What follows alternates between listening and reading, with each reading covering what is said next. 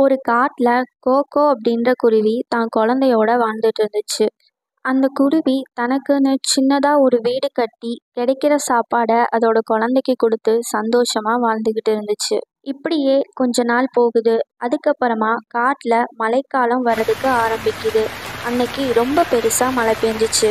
அம்மா, மழை ரொம்ப அதிகமா பெய்யுது. இந்த மழை நிக்கிற மாதிரியே தெரியல. போக போக அதிகமாயிக்கிட்டே தான் இருக்கு. இப்படியே போச்சுன்னா இன்னும் கொஞ்ச நேரத்துல இந்த காட்டுல நிறைய தண்ணி போய் நம்ம வீடையும் அடிச்சிட்டு போயிடும். நம்ம என்னம்மா பண்றது? சிட்டு, நீ கவலைப்படாத. அந்த மாதிரி எல்லாம் எதுவும் நடக்காது. இன்னும் கொஞ்ச நேரத்துல மழையோட அளவு குறைஞ்சிரும். இந்த மாதிரி அவங்க ரெண்டு பேரும் பேசிக்கிட்டு இருக்கும்போதே மழையோட அளவு அதிகமாகி கோகோவோட வீட்டுக்குள்ள தண்ணி வந்து வீடு தண்ணியில அடிச்சிட்டு போயிடுது. என்ன பண்றதுன்னு தெரியாம கோகோ குருவி சிட்டுவை கூப்பிட்டு ஒரு மரத்துல போய் உட்காந்துக்குது. ஐயோ அம்மா, நம்மளோட வீடு தண்ணியில அடிச்சிட்டு போயிடுச்சு. இப்ப நம்ம என்னம்மா பண்றது? நம்ம எங்கம்மா தங்குறது? சிட்டு, நீ கவலைப்படாதம்மா. இந்த காட்டுல எனக்கு யாரையும் தெரியாது. ஆனாலும் நம்ம கொஞ்சம் தூரம் பறந்து போய் நமக்கு யாராவது உதவி செய்வாங்களான்னு கேட்போம். என் கூட வா. யாருக்கிட்டையாவது போய் உதவி கேட்கலாம் அப்படின்னு சொல்லிட்டு கோகோ குருவி சிட்டுவை கூட்டிட்டு காட்டுக்குள்ள பறந்து போகுது. அம்மா, என்னால இந்த மலையில பறக்க முடியலம்மா. எனக்கு ரொம்ப குளிருது. சிட்டு, கொஞ்ச நேரம் பொறுத்துக்கோமா. தூரத்துல ஒரு மரம் தெரியுது இல்லையா? அந்த மரத்துக்கிட்ட போய் நம்ம கொஞ்ச நேரம் ஓய்வு எடுக்கலாம். அவங்க ரெண்டு பேரும் நின்றுக்கிட்டு இருந்த அந்த மரத்துக்கு பக்கத்துல ஒரு கழுகோட வீடு இருக்கிறத கோகோ குருவி கவனிக்குது. உடனே அந்த கழுகு கிட்ட போய் உதவி கேட்டா அந்த கழுகு நமக்கு உதவி செய்யும் அப்படின்னு நினைச்சுக்கிட்டு கோகோ குருவி கழுகோட வீட்டுக்கு போகுது. கழுகே, நாங்க ரொம்ப தூரத்துல இருந்து இங்க பறந்து வந்திருக்கோம். நாங்க குடியிருந்த வீடு வெள்ளத்துல அடிச்சிட்டு போயிடுச்சு. அதனால யார்கிட்டயாவது உதவி கேட்கலாம் அப்படின்னு நாங்க இந்த காட்டுக்கு வந்தோம். நீ தயவு செஞ்சு என்னோட குழந்தைய மட்டும் உன் கூட தங்க வச்சுக்கோயேன். ஏன்னா மழையில நனைஞ்சதுனால அவ ரொம்ப குளிருதுன்னு சொல்றா. எனக்காக இந்த உதவியை மட்டும் பண்ணுங்க கழுகே. ஏய் சின்ன குருவியே, உனக்கு எவ்வளோ தைரியம்! என்னையே பேர் சொல்லி கூப்பிடுறியா? உனக்கு தங்க இடம் இல்லைன்னா நீ வேற எங்கேயாவது போ. எதுக்காக நீ என்கிட்ட வந்து கேக்குற? என்னாலலாம் உன்னோட குருவிய இந்த கூட்டுல தங்க வைக்க முடியாது. ஒழுங்கா இங்க இருந்து போ. கழுகு இந்த மாதிரி சொன்னதை கேட்டு வருத்தப்பட்ட கோகோ குருவி இன்னும் கொஞ்சம் தூரம் போனா நமக்கு யாராவது உதவி செய்வாங்க அப்படின்னு நினைச்சு சிட்டுவை கூட்டிட்டு கொஞ்சம் தூரம் பறந்து போச்சு. அப்படி போகும்போது ஒரு மரத்துல கிளியோட வீடு இருக்கிறத கோகோ குருவி கவனிக்குது. உடனே நம்ம போய் அந்த கிளி கிட்ட உதவி கேட்கலாம் அப்படின்னு கிளியோட வீட்டுக்கு போகுது. தோழியே, நான் ரொம்ப தூரத்துல இருந்து இங்க பறந்து வந்திருக்கேன். காட்டுல பெஞ்ச மழையில என்னோட வீடு அடிச்சிட்டு போயிடுச்சு. என்னோட குழந்தைய மட்டும் நீ உன்னோட தங்க வச்சுக்கோயேன். ஏன்னா அவ இந்த மழையில நனைஞ்சதுனால ரொம்ப குளிருதுன்னு சொல்றா. இப்படியே போனா அவளுக்கு உடம்பு சரியில்லாம போயிடும். அதனால தயவு செஞ்சு நீ உன்னோட வீட்டுல என்னோட குழந்தைய தங்குறதுக்கு அனுமதி கொடு. என்னது, தோழியா? ஏய் குருவியே, நீ யாருன்னு எனக்கு தெரியாது. என்ன எப்படி நீ தோழியன்னு கூப்பிடலாம்? இங்க பாரு, என்னாலலாம் உன்னோட இந்த குழந்தைய என்னோட வீட்டுக்குள்ள வச்சுக்க முடியாது. நீ ஒழுங்கா இங்க இருந்து போ.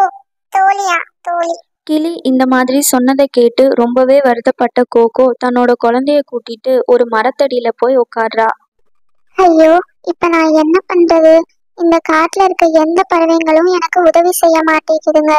இப்படியே போனா என்னோட குழந்தைக்கு உடம்பு சரியில்லாம போயிடும். கடவுளே, எனக்கு நீதான் ஏதாவது ஒரு நல்ல வழிய காட்டணும். அப்போ அந்த மரத்துக்கு பக்கத்துல இருந்த காக்கா கோகோ குருவியும் சிட்டுவும் மலையில நனையறத பார்த்து அவங்களுக்கு ஏதாவது உதவி செய்யலாம் அப்படின்னு அவங்க பக்கத்துல வருது. குருவியே, யார் நீ? எங்க இருந்து வர? நான் இதுக்கு முன்னாடி இந்த காட்டுல உன்னை பார்த்ததே இல்லையே. காகமே, நான் பக்கத்து காட்டுல இருந்து வர்றேன். என்னோட கூடு வெள்ளத்துல அடிச்சிட்டு போயிருச்சு. அதனாலதான் இந்த காட்டுல இருக்க பறவைங்க கிட்ட உதவி கேட்கலான்னு வந்தேன். ஆனா எந்த பறவையுமே எனக்கு உதவி பண்ண மாட்டேன்னு சொல்லி துரத்து விட்டுட்டாங்க. எனக்கு என்ன பண்றதுனே தெரியல. இதை கேட்டு ரொம்பவே வருத்தப்பட்ட காகம், நீங்க என் கூட வந்து தங்கிக்கோங்க அப்படின்னு சொல்லி கோகோவையும் சிட்டுவையும் அதோட வீட்டுக்கு கூட்டிட்டு போகுது.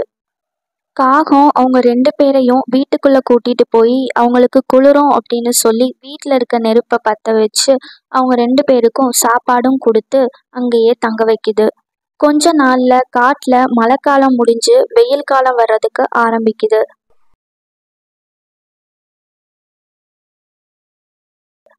காகமே, வெயில் காலம் ஆரம்பிச்சிருச்சு. இனிமேலும் நான் உனக்கு தொந்தரவா இருக்க விரும்பல. நான் எனக்குன்னு ஒரு கூடை கட்டி அதுலயே நானும் சிட்டுவும் போய் தங்கிக்கிறோம். கோகோ, நீ சொல்றதும் சரிதான். உங்களுக்குன்னு ஒரு வீடு கண்டிப்பா தேவைப்படும். ஆனா நீ அந்த வீடை கட்டி முடிக்கிற வரைக்கும் சிட்டு என் கூடவே இருக்கட்டும். அதுக்கப்புறமா கொஞ்ச நாள்லயே கோகோ பெரிய வீடா கட்டுச்சு. அதுக்கப்புறமா காகத்தோட வீட்ல இருந்து சிட்டுவை கூட்டிட்டு வந்து தன்னோட வீட்ல மறுபடியும் எப்பயும் போல சந்தோஷமா வாழ்ந்தாங்க. ஒரு நாள் கோகோ குருவி சாப்பாடு தேடி வெளியில பறந்து போய்கிட்டு இருக்கும்போது வழியில ஒரு கிளி உடம்பு சரியில்லாம ரொம்ப கஷ்டப்படுறத பாக்குது. கிளியே, நீ எதுக்காக இவ்வளவு சோர்வா இருக்க? உனக்கு என்ன ஆச்சு? எனக்கு ரொம்ப உடம்பு சரியில்லை. மழையில நனைஞ்சதுனால எனக்கு காய்ச்சல் வந்துருச்சுன்னு நினைக்கிறேன். என்னால என்னோட உணவை கூட சேகரிக்க முடியல. அப்படி சொன்னதும் அந்த கிளியோட நிலைமைய பார்த்து ரொம்பவே பரிதாபப்பட்ட கோகோ அந்த கிளியை தன்னோட வீட்டுக்கு கூட்டிட்டு போய் அந்த கிளி உடம்பு சரியாகிறதுக்கு தேவையான எல்லா வேலையும் பார்த்தா. கோகோ அந்த கிளிக்கு சீக்கிரமா உடம்பு சரியாகணும் அப்படின்றதுக்காக சத்தான பழங்களையும் சூடான சூப்பையும் கொடுத்ததுனால அந்த கிளியோட உடம்பு ரொம்ப சீக்கிரமே சரியாயிடுச்சு. கோகோ, அன்னைக்கு நீ என்னோட வீட்டுக்கு மழையில நனைஞ்சுக்கிட்டே வந்த போது நான் உன்னை என் வீட்டுக்குள்ள விடாம துரத்தி விட்டுட்டேன். ஆனா நீ எனக்கு உடம்பு சரியில்லாத இந்த நேரத்துல என்ன நல்லா கவனிச்சுக்கிட்ட. உனக்கு எப்படி நன்றி சொல்றதுன்னே தெரியல. என்ன மன்னிச்சிரு கோகோ. அட கிளியே, மன்னிப்பெல்லாம் எதுக்கு? நம்ம எல்லாரும் ஒரே காட்டுல இருக்கோம். ஒருத்தருக்கு ஒருத்தர் உதவி செஞ்சுக்காம இருந்தா எப்படி? அதனாலதான் நான் உனக்கு உதவி செஞ்சேன். கோகோவோட நல்ல மனசை புரிஞ்சுக்கிட்ட அந்த கிளி இனிமே எந்த பறவைங்க என்கிட்ட வந்து உதவி கேட்டாலும் நான் அதை மறுக்காம செய்வேன் அப்படின்னு சொல்லிட்டு அங்கிருந்து கிளம்பி போயிடுச்சு.